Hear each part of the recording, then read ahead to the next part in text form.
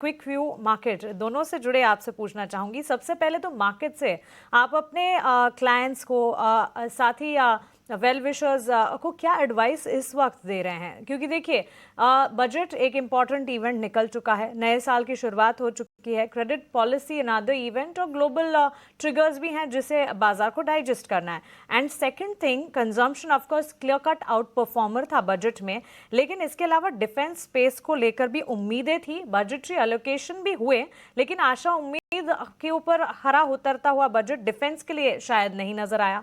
कैसे देख रहे डिफेंस स्पेस को आप बजट के लिहाज से, और मार्केट पर एडवाइस इस वक्त पार्टिसिपेंट्स को क्या दे रहे हैं? ठीक, देखिए डिफेंस अगर आप पिछले 20 साल का भी अगर कैपिटल टोटल देखेंगे, जो बजट है वो बहुत ज़्यादा कुछ चेंज नहीं था।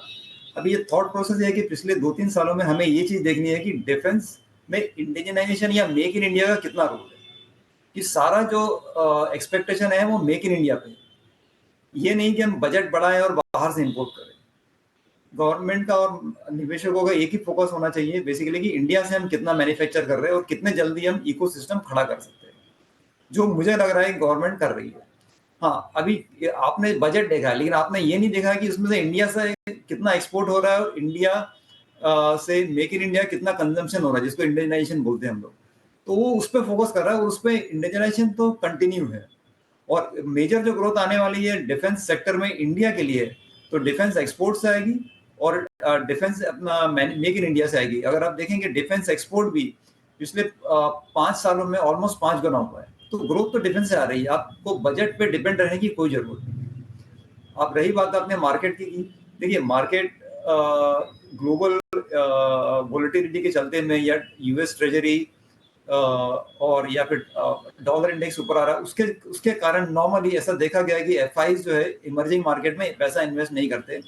उसका कुछ हद तक इम्पैक्ट मुझे लगता है वैसा भी होगा।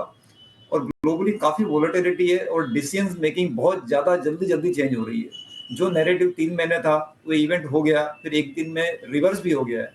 तो इसको लेके थोड़ा वोलेटिलिटी रहेगा मुझे लगता है, बट मुझे नहीं लगता लॉन्ग टर्म में इंडिया मार्केट अच्छा ही है, जैसा हमने पहले भी कहा है।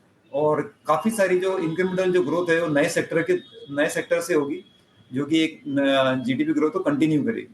तो ओवरऑल बेसिस में market medium to long term में अच्छा ही लगता है। सर, पॉइंट टेकन है आपका। आप ये कह रहे हैं कि मीडियम टू लॉन्ग टर्म थोड़ा मार्केट ठीक लग रहा है और आपको बजट के अंदर कोई नेगेटिविटी नहीं दिखी, यही सबसे बड़ी पॉजिटिविटी है। धीरे धीरे करके ये बात जो डीआईज को समझ में आ रही है, इंस्टीट्यूशनल्स को समझ में आ रही है, शायद एफ